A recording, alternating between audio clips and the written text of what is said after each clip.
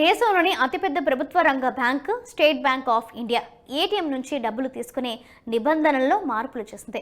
ఇకపై ఎస్బీఐ ఖాతాదారులు ఏదైనా ఇతర బ్యాంక్ ఏటీఎం నుండి నిర్దేశించిన పరిమితి కంటే ఎక్కువ నగదు విత్డ్రా చేస్తే ప్రతి లావాదేవీపై అదనపు రుసుము చెల్లించాల్సి ఉంటుంది. ఇప్పటి వరకు ఎస్బీఐ ఏటీఎం నుండి అదనపు లావాదేవీలకు జీఎస్టీ కాకుండా 21 రూపాయలు వసూలు చేసేది.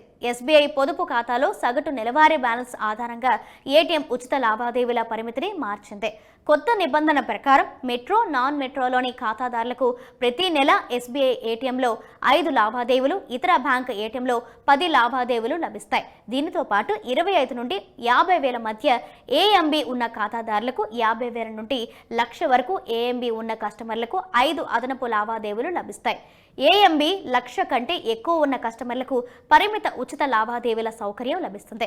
బ్యాలెన్స్ చెకింగ్, మినీ స్టేట్మెంట్ మొదలైన సేవలకు ఎస్బీఐ ఏటీఎంలో ఎటువంటి ఛార్జీలు లేవు.